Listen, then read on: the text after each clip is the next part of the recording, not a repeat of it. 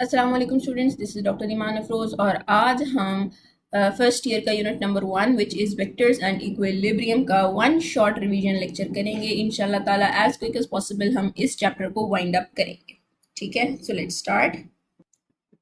So while talking about physical quantities, we know that there are two types of physical quantities, scalar quantities and vector quantities. Scalar quantities कौन सी होती हैं? That have a magnitude only, ठीक है, they don't have a direction. For example, if we say that a person is 60 kg, that a person weighs 60 kg, so we don't need to know the direction of that weight, ठीक है, हमारे लिए उसका magnitude it is enough information. Those are scalar quantities. And next we have vector quantities that need a magnitude and a direction as well. ठीक हो गया? For example, I say कि my school is 20 kilometers from my house.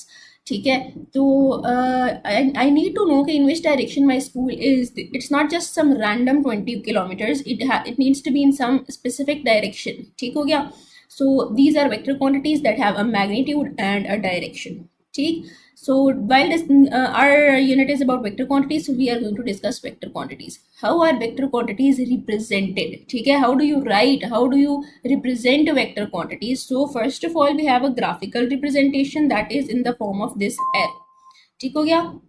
Vectors are represented by an arrow where the length of the arrow, ठीक है, this length of the arrow gives us the magnitude of the vector according to a specific scale. ठीक है, we have set a scale कि for example 1 centimeter gives us 2 Newton और 1 centimeter gives us 10 kilometers like that. ठीक है, हमने एक specific scale set किया होता है, उसके according the length of this vector gives us the magnitude of the length of this arrow gives us the magnitude of the vector and the direction of this arrow gives us the direction of the vector.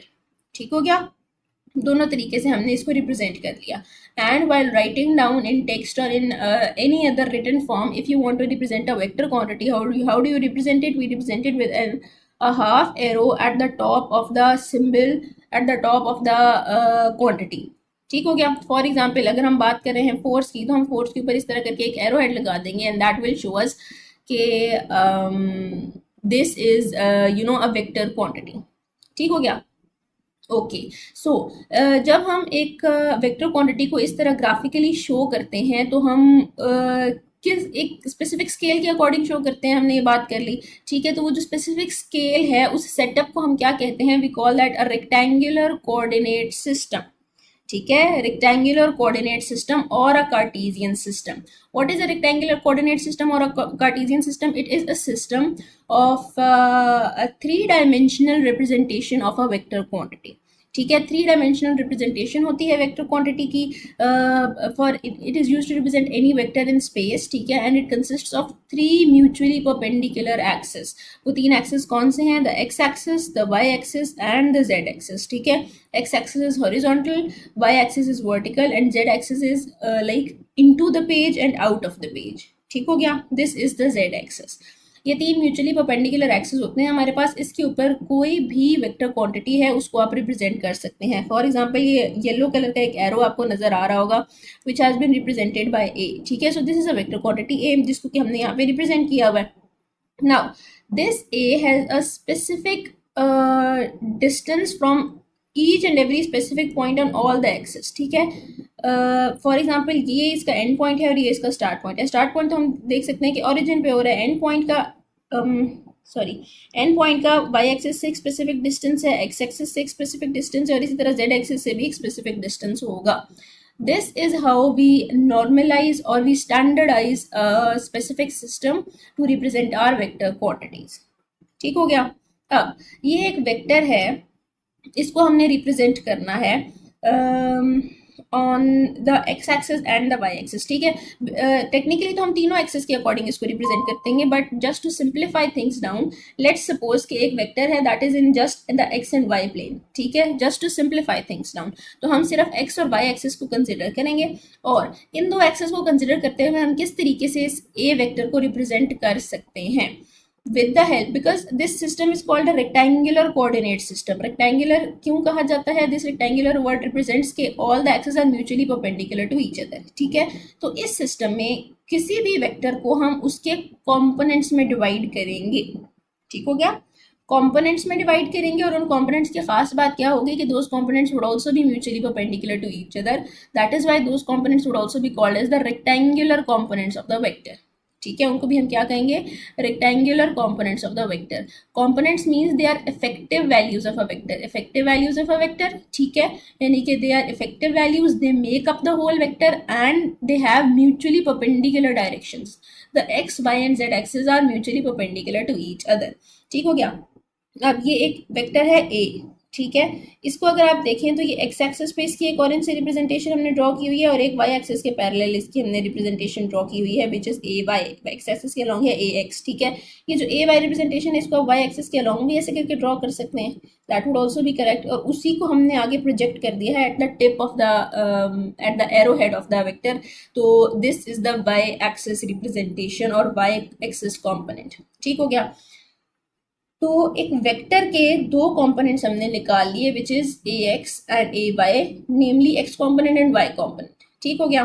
अब x component, एक vector अगर हमें पता है, ठीक है, एक vector के बारे में हमें क्या डेटा गिवन होता है, उसका मैग्नीट्यूड और उसका डायरेक्शन। इस तरह ये ए वेक्टर है, मैग्नीट्यूड इसका क्या होगा हमारे पास ए, और डायरेक्शन क्या होगी कि ये जो हम let's say positive x axis को अगर हमने स्टैंडर्ड लिया है तो इसके साथ ये क्या एंगल बना रहा है, this angle theta will give us the direction. ठीक है, तो एक magnitude A and second is the direction theta, ये दोनों चीज़ें हमें पता होंगी as a given data set for a vector. ठीक है, तो इन दोनों चीज़ों के थ्रू हमने जब उसको उसके कंपोनेंट्स में डिवाइड किया तो कैसे आया, X component would be given by A X equals to A cos theta and Y component would be given by A Y equals to A sine theta. ठीक हो गया। एक्स कंपोनेंट के लिए कॉस थीटा और Y component के लिए हम sine theta का फंक्शन यूज करेंगे। यहाँ पर ए जो मैग्नीट्यूड है और थीटा जो डायरेक्शन है ये हमें ऑलरेडी गिवन है। ठीक हो गया। इस तरीके से हमने क्या किया, एक वेक्टर को उसके रेक्टेंगुलर कंपोनेंट्स में डिवाइड कर लिया। ठीक, अब इसका ऑपोजिट भी पॉसिबल है हमारे पास, किस तरीके से कि अगर आपको वेक्टर नहीं गिवन लेकिन आपको उसके रेक्टेंगुलर कंपोनेंट्स पता है तो उन रेक्टेंगुलर कंपोनेंट्स के थ्रू आप वेक्टर भी निकाल सकते हैं। ठीक है, वो आप कैसे निकालेंगे, अब क्या है, अब हमारे पास सीन्स उल्टे हो गए हैं, हमें ए एक्स और ए वाई तो गिवन है और इस डेटा सेट से हमने क्या निकालना है, हमने मैग्नीट्यूड और डायरेक्शन दोनों चीज़ें हमने निकालनी है। ठीक है, मैग्नीट्यूड हम कैसे निकालेंगे, by using the Pythagoras theorem. अगर आप देखें तो ये एक हमारे पास राइट एंगल ट्राइंगल बन रहा है यहाँ पे, जिसमें कि दिस रिजल्टेंट वेक्टर, ये जो हमारा ओरिजिनल वेक्टर है, this is the hypotenuse of the right angle triangle. और हाइपोटेन्यूज को पाइथागोरस थ्योरम के अकॉर्डिंग कैसे हम फाइंड करते हैं, square root of the squares of the base and the perpendicular. ठीक है, तो we get the magnitude of the vector equals under root A X square plus A Y square. ठीक हो गया। और साथ ही जब हम डायरेक्शन फाइंड करने लगेंगे तो हम tan का जो फंक्शन है वो हम यूज़ करेंगे। ठीक है, और उसको जब हम रीअरेंज करेंगे तो अल्टीमेटली हमारे पास थीटा की क्या वैल्यू आएगी, theta equals to tan inverse A Y divided by A X, basically Y component divided by X component. ठीक हो गया। इस तरीके से हम एक वेक्टर को उसके रेक्टेंगुलर कंपोनेंट्स में डिवाइड भी कर सकते हैं और उन रेक्टेंगुलर कंपोनेंट्स से हम उस वेक्टर को दोबारा से बना भी सकते हैं। ठीक, ओके जी। सो नेक्स्ट हम डिस्कस करते हैं टाइप्स ऑफ वेक्टर्स के बारे में। ठीक है, ये सारी बहुत ही इजी हैं और सिंगल लाइन एक्सप्लेनेशन है इन सब की। सबसे पहले है हमारे पास पोजीशन वेक्टर्स। पोजीशन वेक्टर्स क्या होते हैं, किसी भी स्पेसिफिक चीज़, किसी भी स्पेसिफिक पॉइंट की पोजीशन हमें शो करते हैं। फॉर एग्जांपल हमारे पास एक रैंडम लेट से एक पेज है हमारे पास और उसके ऊपर मैं कहीं पे भी एक पॉइंट, ये मैंने एक डॉट ड्रॉ कर दिया। ठीक है, मैं आपको बताऊँ कि मुझे इस डॉट की पोजीशन बताएं। ठीक, तो आप क्या कहेंगे, it is slightly of centre, it is towards the right side, it is towards the top. लेकिन एग्जैक्ट पोजीशन तो नहीं ना आप पिन पॉइंट कर सकते। एग्जैक्ट पोजीशन पिन पॉइंट करने का क्या तरीका है कि या तो आप मुझे इसके चारों एजेस से इसका डिस्टेंस बताएं और मैं फिर उस जो है जगह पर वो पॉइंट लगाऊं। ठीक है, या फिर क्या तरीका है कि हम ये जो पूरा हमारा एरिया गिवन है, दिस इज अ प्लेन। ठीक है, ये क्या है, हमारे पास एक प्लेन है, एक पेज एक प्लेन होता है, उस प्लेन के ऊपर हम एक कार्टेशियन सिस्टम ड्रॉ कर लेते हैं। ठीक है, let's suppose this is the Y axis and let's suppose this is the X axis. ठीक है, ये हमारा ओरिजिन है, ये वाई एक्सिस है, ये एक्स एक्सिस है। अब तो ये हमारे पास क्या होगा, एक नेगेटिव एक्सिस और एक नेगेटिव वाई और नेगेटिव एक्स एक्सिस भी। अब अगर मैं आपको कहूँ कि ये हमने एक सिस्टम ड्रॉ कर लिया है कार्टेशियन प्लेन, जो पॉइंट है this is at a distance of let's say 1 unit from the Y axis and 2 units from the X axis. ठीक हो गया, ये मैंने आपको पॉइंट बता दिया। ठीक। और इसको ये क्या हो गया हमारे पास x कॉम्पोनेंट और ये y कॉम्पोनेंट, और इसको जब हम मर्ज करके लिखेंगे तो हमारे पास एक वेक्टर फॉर्म आ जाएगी। तो इस वेक्टर ने हमें क्या किया, पोजीशन बताया उस पॉइंट का। ठीक है, इस वेक्टर ने क्या किया, हमें पोजीशन बताई उस पॉइंट की। जो पोजीशन वेक्टर्स होते हैं उनको हम r से रिप्रेजेंट करते हैं। ठीक है, r से हम उनको रिप्रेजेंट करते हैं। And how are they written, for example x जो x कंपोनेंट है दैट इज 1 और जो y कंपोनेंट है दैट इज 2, तो दे आर रिटन एज 1 2। ठीक हो गया, इस तरीके से हम इसको मेंशन करते हैं पोजीशन वेक्टर्स को। ठीक है, तो वो हमें क्या करते हैं, स्पेसिफिक पॉइंट्स की पोजीशंस बताते हैं। नेक्स्ट है जी हमारे पास unit vector. Unit, as the name suggest, unit means one. तो ये क्या ये कौन से वेक्टर्स होते हैं जिनका मैग्नीट्यूड हमारे पास क्या होता है, मैग्नीट्यूड इज 1। अब हमें पता है कोई भी वेक्टर है it consist of two parts, एक हमारे पास होता है जी उस वेक्टर का मैग्नीट्यूड और एक होती है उस वेक्टर की डायरेक्शन। ठीक है, it can also be written as vector equals to magnitude into direction. ठीक हो गया। अब जो यूनिट वेक्टर्स हैं उसमें क्या है, magnitude is always 1, that is why it is called a unit vector. तो पीछे क्या बची, सिर्फ और सिर्फ डायरेक्शन। तो यूनिट वेक्टर्स क्या होते हैं, बेसिकली ये किसी भी स्टैंडर्ड डायरेक्शन को शो करने के लिए इस्तेमाल होते हैं। फॉर एग्जाम्पल, कौन कौन से यूनिट वेक्टर्स हैं जो कि हम स्टैंडर्डली यूज करते हैं, वी नो कि to represent the X axis. ठीक है, एक्स एक्सिस की एक स्पेसिफिक डायरेक्शन है हमारे पास, दैट इज हॉरिजॉन्टल डायरेक्शन, उसको रिप्रेजेंट करने के लिए we use the unit vector I. ठीक है, आई का magnitude is 1 and its direction is along the X axis. इसी तरह we have the vertical Y axis. ठीक है, और वाई एक्सिस की डायरेक्शन जो है उसको शो करने के लिए हम कौन सा यूनिट वेक्टर यूज करते हैं, we use the unit vector J. ठीक, इसी तरह जो हमारे पास z एक्सिस है, जो z एक्सिस है हमारे पास, उसकी डायरेक्शन शो करने के लिए we use the unit vector k। ठीक हो गया। तो इस तरीके से डिफरेंट यूनिट वेक्टर्स होते हैं जो कि स्पेसिफिक डायरेक्शंस को शो करने के लिए इस्तेमाल होते हैं। ठीक, नेक्स्ट है जी हमारे पास null vectors. Null vectors as the name suggest, हमने देखा कि एक वेक्टर किसके इक्वल होता है, magnitude into its direction. Null vector क्या होते हैं, ऐसे वेक्टर्स जिनका मैग्नीट्यूड क्या होता है, 0। ठीक, ऐसे वेक्टर्स जिनका मैग्नीट्यूड 0 है। अब अगर मैग्नीट्यूड 0 है तो सिर्फ डायरेक्शन का तो वेक्टर नहीं ना हो सकता। वेक्टर ड्रॉ करने के लिए, वेक्टर पढ़ने के लिए, वेक्टर अंडरस्टैंड करने के लिए, यूज करने के लिए हमें कोई ना कोई मैग्नीट्यूड चाहिए। तो अगर मैग्नीट्यूड 0 है तो that means this vector is non existent. This vector is non existent. और कभी कभी कुछ जगहों पर आपको इसकी डायरेक्शन, बिकॉज मतलब मैथमेटिकली अगर हम देखें तो it has no magnitude but the direction is not 0 here. ठीक है, तो इस डायरेक्शन को हम कहते हैं रैंडम डायरेक्शन। ठीक है, या आपको कहीं पे लिखा हुआ मिलेगा arbitrary direction, that also means random direction. ठीक है, कि इसकी कोई स्पेसिफिक डायरेक्शन नहीं है। क्यों, क्योंकि हम ये वेक्टर ड्रॉ ही नहीं कर सकते, इसका मैग्नीट्यूड ही नहीं है। ठीक है, अब आप लोगों के दिमाग में ये ख्याल आएगा कि भाई अगर ये एक नॉन एग्जिस्टेंट वेक्टर है तो हम इसको यूज ही क्यों कर रहे हैं। ठीक है, ये टर्म हमने इंट्रोड्यूस ही क्यों की है, because although it is not originally existent, लेकिन ये किसी और 2 वेक्टर्स, 3 वेक्टर्स, मल्टीपल वेक्टर्स के थ्रू रिजल्ट कर सकता है। ठीक है, और इसके 2 केसेस हम आगे जाके पढ़ेंगे, एक है वेक्टर सब्ट्रैक्शन की फॉर्म में और एक हम पढ़ेंगे self product of cross product of vectors. ठीक हो गया। तो इस केसेस में जो है रिजल्टेंट वेक्टर के तौर पे नल वेक्टर हमारे पास आता है। Originally in nature null vector does not exist. ठीक हो गया। आगे हम बात करते हैं रिजल्टेंट वेक्टर्स की। तो रिजल्टेंट वेक्टर्स अभी हम पीछे भी देख कर आए हैं और अभी हम आगे भी देखेंगे कि रिजल्टेंट वेक्टर क्या होता है। बेसिकली आप कोई भी फंक्शन जब परफॉर्म करते हैं किसी भी वेक्टर पे, तो उसका जो रिजल्ट आएगा, whether it is addition, multiplication, dot product, cross product या वेक्टर सब्ट्रैक्शन भी हमारे पास हम इस्तेमाल करते हैं, तो उस केस में जो भी रिजल्ट आएगा आपके पास, दैट इज रिजल्टेंट वेक्टर। ठीक हो गया।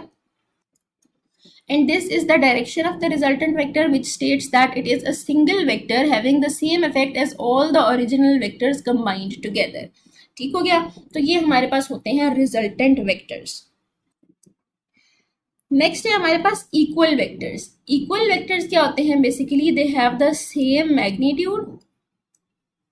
ठीक है, same magnitude and they have the same direction.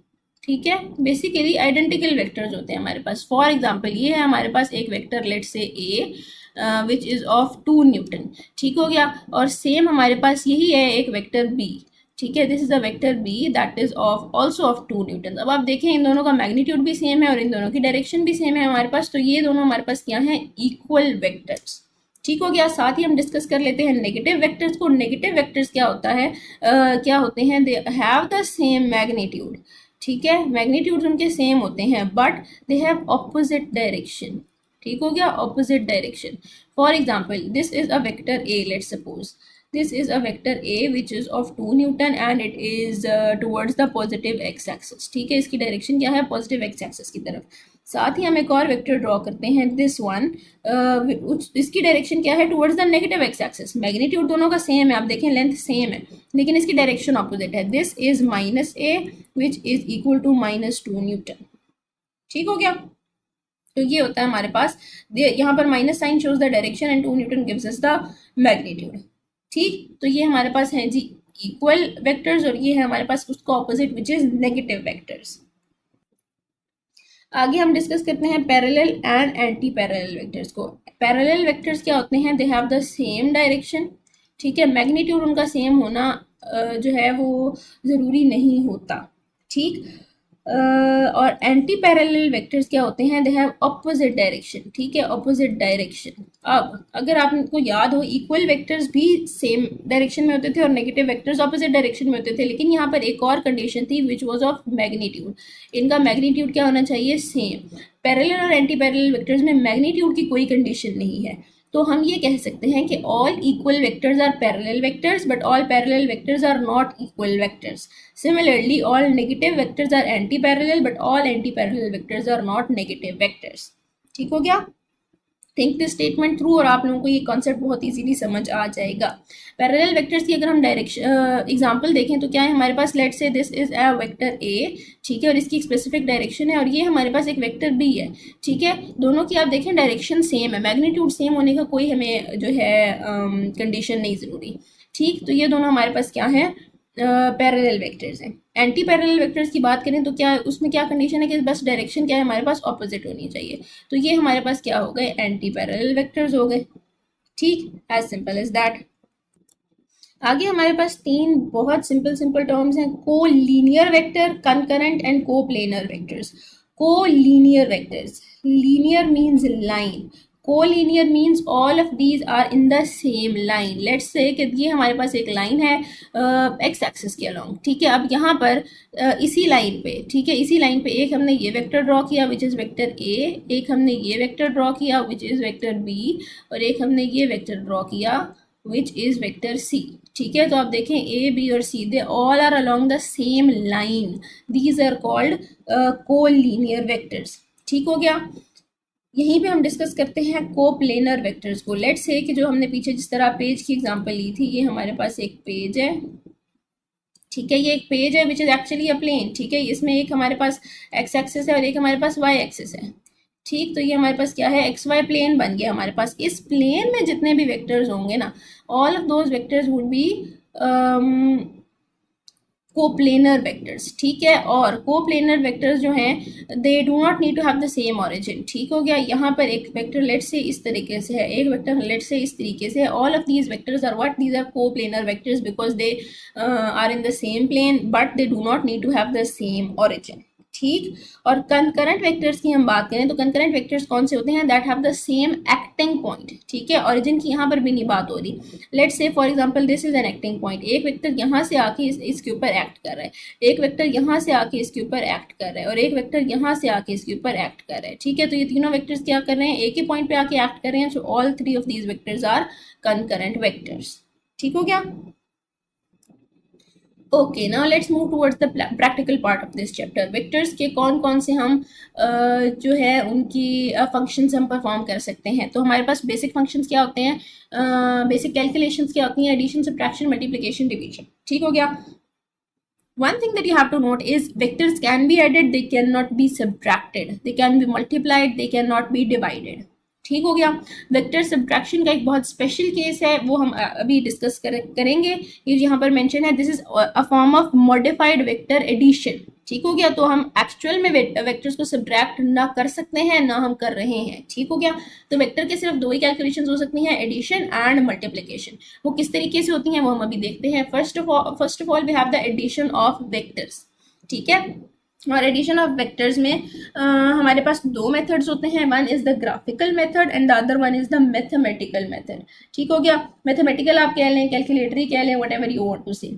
ठीक, तो सबसे पहले हम बात करते हैं ग्राफिकल मेथड की। ग्राफिकल मेथड में क्या होता है, बेसिकली हमने अभी पीछे देखा था कि हम वेक्टर्स को ग्राफिकली कैसे रिप्रेजेंट करते हैं। तो ग्राफिकल मेथड में अगर हमने किसी वेक्टर्स को ऐड करना होता है, लेट्स से कि हमारे पास तीन वेक्टर्स हैं, vector A plus vector B plus vector C. ठीक है, इन तीनों को हमने ऐड करना है, तो हम क्या करेंगे, ग्राफिकली इनको ड्रॉ करेंगे। कंडीशन क्या यहाँ पर यूज होगी कि आपने एक वेक्टर ड्रॉ किया है, द नेक्स्ट वेक्टर भी should be so that the tail of the second vector coincides with the head of the first vector. ठीक, similarly the tail of the next vector coincides with the head of the first vector. ठीक, और उनका magnitude और direction जो है वो आपको already given होगी। इस तरीके से आपने ये वेक्टर्स ड्रॉ करने हैं और फिर एंड पे इनके सम जो होगा that would be a single resultant vector. हमने पीछे रिजल्टेंट वेक्टर को देखा था ना, single vector that has the same effect as all the original vectors combined.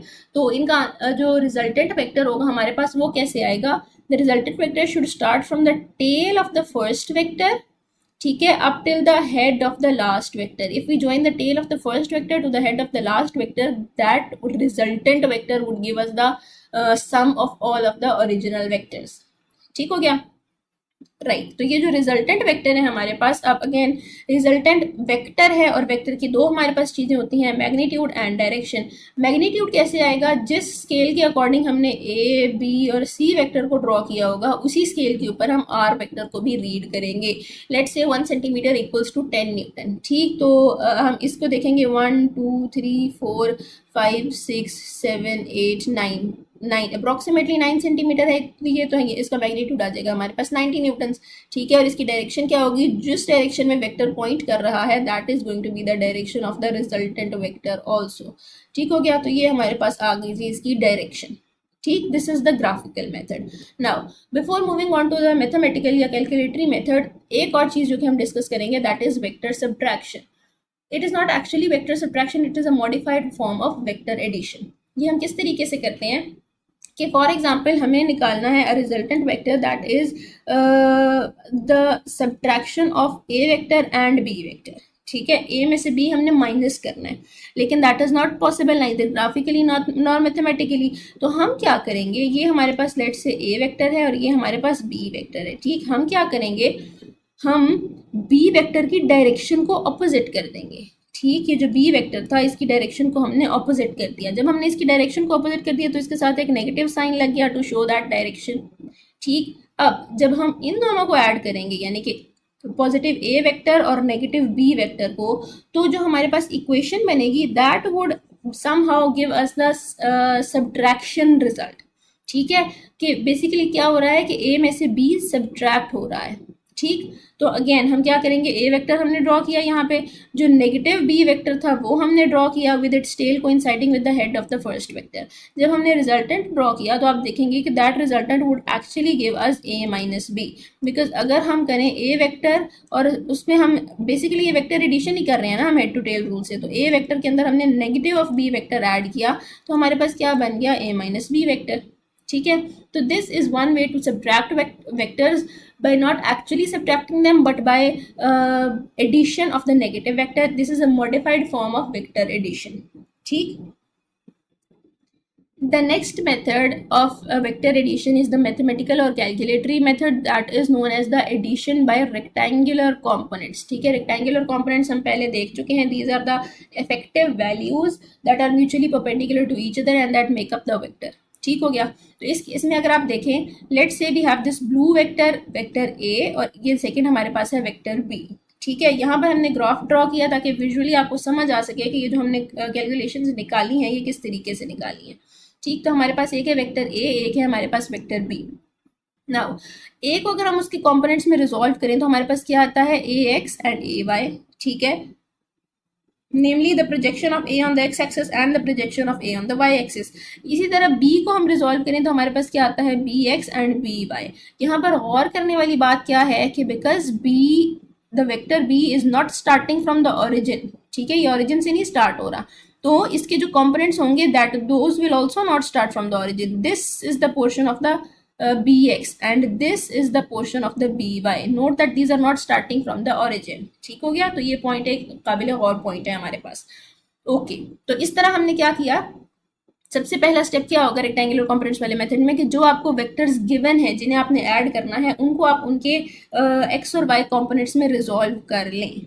ठीक, ए को हमने ए वाई और ए एक्स में रिजॉल्व कर लिया, बी को हमने बी वाई और बी एक्स में रिजॉल्व कर लिया. सेकेंड स्टेप क्या है, वाई कॉम्पोनेंट्स को आपस में ऐड कर दें और एक्स कॉम्पोनेंट्स को आपस में ऐड कर दें. जब हम y और x कंपोनेंट्स को आपस में ऐड करेंगे तो हमारे पास जो रिजल्टेंट वेक्टर है उसकी x और y कंपोनेंट्स आ जाएंगे इन दो फॉर्मूलाज के थ्रू.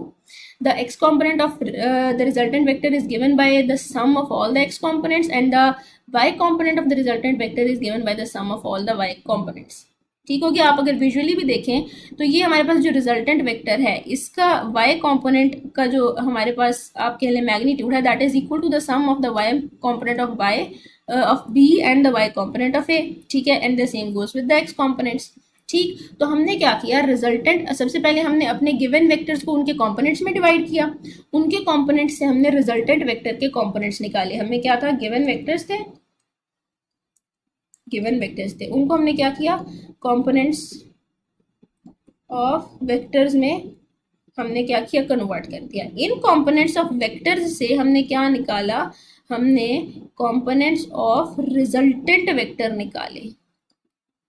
ठीक है, ये आर एक्स और आर वाई ये क्या आ गए, कंपोनेंट्स ऑफ रिजल्टेंट वेक्टर. और इन कंपोनेंट्स से हम क्या निकालेंगे, हम एक्चुअल रिजल्टेंट वेक्टर निकालेंगे. जैसे कि हमने पीछे देखा था कि हम किस तरीके से कंपोनेंट से रिजल्टेंट वेक्टर निकाल सकते हैं, पाइथागोरस थ्योरम अप्लाई करके. तो रिजल्टेंट वेक्टर क्या होगा कि रिजल्टेंट वेक्टर के मैग्नीट्यूड कैसे निकालेंगे, square root of sum of X component plus square of X component plus square of Y component. X component complete है, एक्स प्लस बी एक्स है तो उस पूरे का स्क्वायर आ जाएगा, और Y component A Y plus B Y है तो उस पूरे का स्क्वायर आ जाएगा. ठीक, सिमिलरली डायरेक्शन हमें कैसे फाइंड करेंगे, tan inverse of Y component divided by X component, और वाई कॉम्पोनेंट और एक्स कॉम्पोनेंट की एक्सपेंशन आ गई हमारे पास. ठीक है, तो this is the mathematical method, this is the method of vector addition by rectangular components. ठीक हो गया. तो ये दो तरीके थे वेक्टर एडिशन के, ग्राफिकल मेथड और रेक्टेंगुलर कंपोनेंट्स वाला मेथड. तो वेक्टर एडिशन हमारी कंप्लीट हो गई है. नेक्स्ट हम बात करते हैं प्रोडक्ट ऑफ वेक्टर्स की. ठीक है, तो प्रोडक्ट ऑफ वेक्टर्स दो तरह के हमारे पास हो सकते हैं. एक तो ये होगा हमारे पास के वेक्टर को आप वेक्टर के साथ मल्टीप्लाई करें, और एक ये होगा कि वेक्टर को आप स्केलर के साथ मल्टीप्लाई करें. ठीक है, तो सबसे पहले हम बात करते हैं वेक्टर इनटू वेक्टर क्वांटिटी की. ये भी हमारे पास दो तरह के होते हैं, dot product and cross product. ठीक हो गया, ये एक जनरल आइडिया आपको मिल गया. अब हम सबसे पहले हम बात करेंगे डॉट प्रोडक्ट की, फिर हम बात करेंगे क्रॉस प्रोडक्ट की, और फिर हम जाएंगे वेक्टर इनटू स्केलर के प्रोडक्ट पे. ठीक, तो सबसे पहले हम बात करते हैं डॉट प्रोडक्ट की. डॉट प्रोडक्ट के केस में क्या होता है कि दोनों वेक्टर्स को जब आप डॉट प्रोडक्ट लेते हैं तो the resultant that you get, the resultant product that you get, the resultant quantity that you get is a scalar quantity.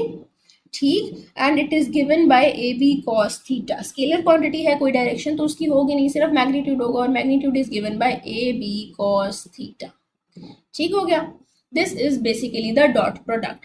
Dot product की अगर हम कुछ प्रॉपर्टीज देखें तो सबसे पहले क्या है, it is a commutative property. Commutative property का क्या मतलब है कि इट डज नॉट मैटर के in which order you multiply the vectors, as long as the same vectors are being multiplied the answer is going to be the same. a dot b और b dot a का same ही result आएगा आपके पास.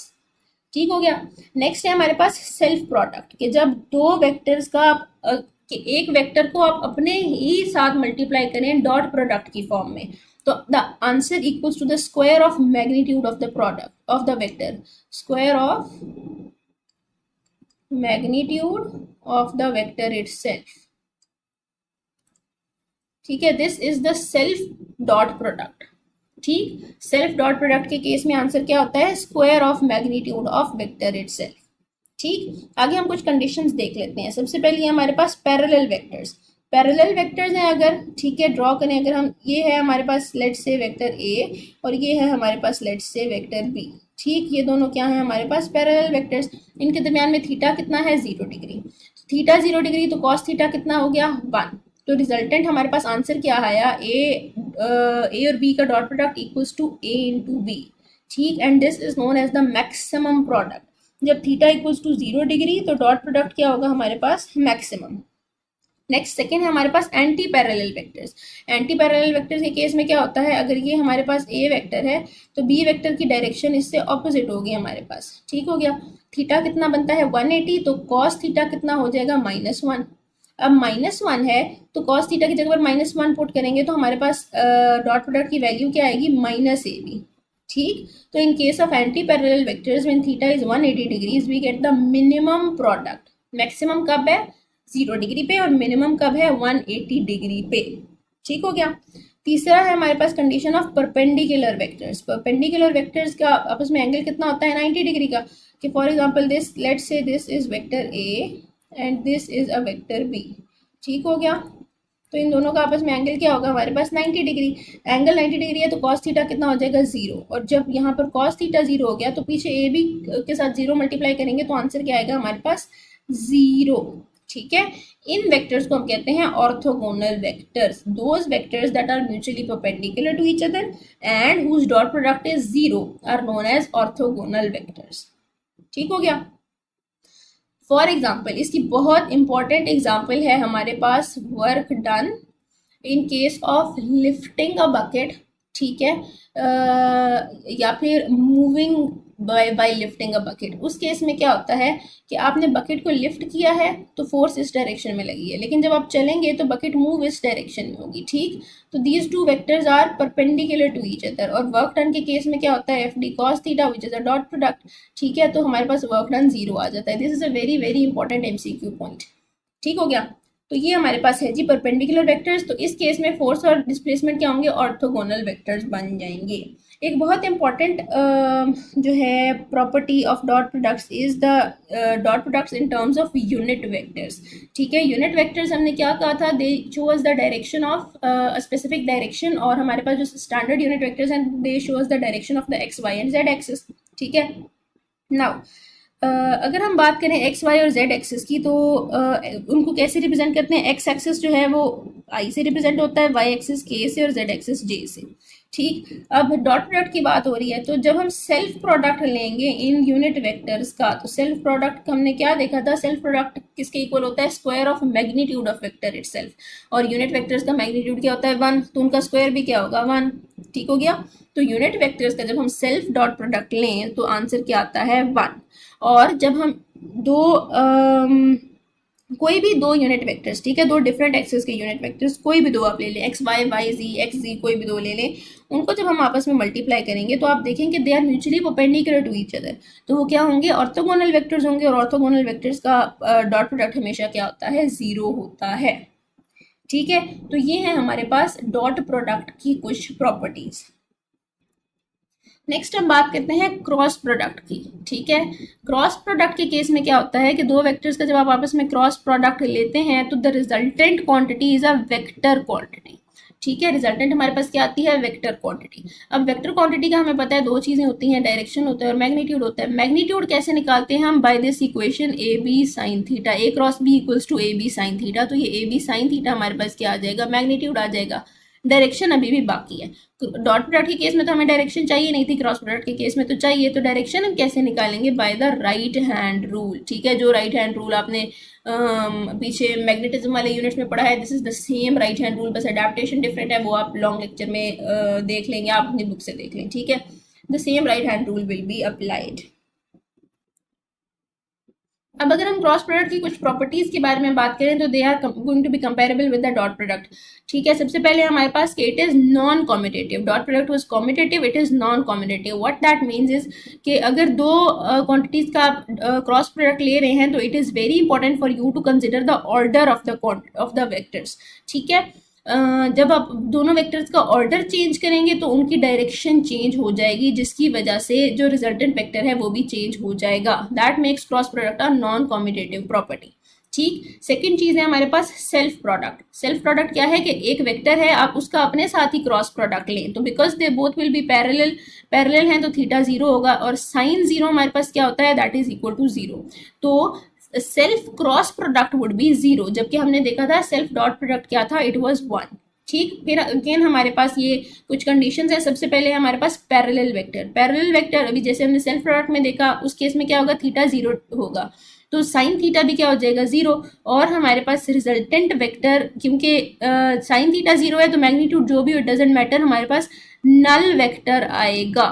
ठीक, अब अगर आपको याद हो कि पीछे जहाँ पर जीरो आया था मैग्नीट्यूड, उसको हमने नल वेक्टर नहीं कहा था, हमने ऑर्थोगोनल वेक्टर कहा था। तो यहाँ पर हम नल वेक्टर क्यों कह रहे हैं, बिकॉज डॉट प्रोडक्ट के रिजल्टेंट जो हमारे पास क्वांटिटी आती है that is a scalar quantity. ठीक है, उसका अगर मैग्नीट्यूड जीरो हो जाए हमारे पास तो भी उसकी कोई डायरेक्शन ही नहीं है, तो हमें इतना ज़्यादा जो है वो वेक्टर रिजल्टेंट के तौर पे नहीं मिलता उस केस में। ठीक है, जबकि क्रॉस प्रोडक्ट के केस में रिजल्टेंट क्या आता है, एक वेक्टर आता है। तो जब रिजल्टेंट का मैग्नीट्यूड जीरो हो जाएगा तो उसको हम क्या कहेंगे, नल वेक्टर कहेंगे। क्रॉस प्रोडक्ट के आंसर में वेक्टर तो आता ही नहीं, तो इस वजह से हम उसको नल वेक्टर नहीं कहते। ठीक, सेकेंड है हमारे पास परपेंडिकुलर वेक्टर्स। परपेंडिकुलर वेक्टर्स यानी कि थीटा कितना है, 90 डिग्री। तो जब थीटा 90 डिग्री तो साइन थीटा हो जाएगा 1। इस केस में प्रोडक्ट क्या आएगा, the product of the magnitudes of both the vectors, and this is known as maximum product. ठीक है, अब अगर आपको याद हो डॉट प्रोडक्ट के केस में maximum product was at 0 degree and minimum product was at 180 degree. ठीक, यहाँ पर maximum product is at 90 degree and minimum product या null product, the null vector is at 0 degree. ठीक हो गया। नेक्स्ट अगेन वही, हम in terms of unit vectors अगर हम बात करें तो यूनिट वेक्टर्स में हमारे पास डायरेक्शंस फिक्स्ड होती हैं, they are mutually perpendicular to each other. ठीक है, तो जब हम किसी भी दो यूनिट वेक्टर्स को आपस में मल्टीप्लाई करेंगे, दे आर म्यूचुअली परपेंडिकुलर। ठीक है, 90 डिग्री का एंगल बनाएंगे तो it would give us max product. तो आंसर क्या हो जाएगा हमारे पास 1, कि दोनों के मैग्नीट्यूड्स को आपस में मल्टीप्लाई कर देंगे। लेकिन जब हम यूनिट वेक्टर्स का सेल्फ प्रोडक्ट लेंगे, ठीक है, तो सेल्फ क्रॉस प्रोडक्ट अगर हम ले रहे हैं तो उसका आंसर क्या आएगा, हमेशा 0 हमारे पास आएगा। ठीक, because they are parallel, they have an angle of 0 degree and sine 0 equals to 0। ठीक, तो सेल्फ यूनिट वेक्टर्स का self product is 0 and they are alternate, और any two, the product of any two unit vectors is going to be 1। Last में हम discuss कर लेते हैं how we can multiply a vector with a scalar quantity. ठीक है, multiplication of vector with a non zero scalar. ठीक है, non zero scalar होना चाहिए। अगर जीरो स्केलर है तो रिजल्टेंट हमारे पास नल वेक्टर आ जाएगा। तो नॉन जीरो स्केलर के साथ जब हम किसी भी वेक्टर को मल्टीप्लाई करते हैं तो it produces a new physical quantity. ठीक हो गया। फॉर एग्जाम्पल हम क्या देखते हैं कि mass which is a scalar quantity को जब हम वेलोसिटी के साथ मल्टीप्लाई करते हैं which is a vector quantity, तो रिजल्टेंट क्या आता है, मोमेंटम। ठीक, which is a new physical quantity. ठीक, तो जब हम एक किसी भी वेक्टर को एक स्केलर के साथ मल्टीप्लाई करेंगे तो resultant would be a new vector quantity, but they both will have the same direction, they both will have the same dimension, यानी कि इनकी combined dimension, but they will have different magnitude. और ये different magnitude किस case में depend करेगा हमारे पास, it will depend on the scalar product that is being multiplied with the vector. ठीक हो गया। फॉर एग्जाम्पल ये हमारे पास एक वेक्टर ए है। ठीक, इसको हमने स्केलर 2 से मल्टीप्लाई किया तो इसकी डायरेक्शन सेम रहेगी लेकिन मैग्नीट्यूड चेंज हो जाएगा। ठीक, तो इस केस में आप देखें मैग्नीट्यूड क्या है, इसका डबल हो गया हमारे पास, क्योंकि हमने 2 से मल्टीप्लाई किया लेकिन डायरेक्शन सेम रहेगी। एक स्पेशल केस है हमारे पास जिसमें डायरेक्शन भी चेंज होगी, और वो क्या है, नेगेटिव स्केलर का केस। अगर हम किसी भी वेक्टर को नेगेटिव स्केलर के साथ मल्टीप्लाई करेंगे तो उस केस में क्या होगा, जो डायरेक्शन है वो भी चेंज हो जाएगी और magnitude would change according to the scalar quantity being multiplied. ठीक हो गया। तो ये था हमारा quick revision of the chapter of vector and equilibrium. सबसे पहले हमने फिजिकल क्वांटिटीज देखी which is scalar and vector, फिर हमने वेक्टर क्वांटिटीज देखी, उनकी रिप्रेजेंटेशन देखी, कैसे वेक्टर क्वांटिटी को उसके रेक्टेंगुलर कंपोनेंट्स में डिवाइड कर सकते हैं, और फिर कैसे उन रेक्टेंगुलर कंपोनेंट्स से दोबारा हम जो रिजल्टेंट वेक्टर है वो बना सकते हैं।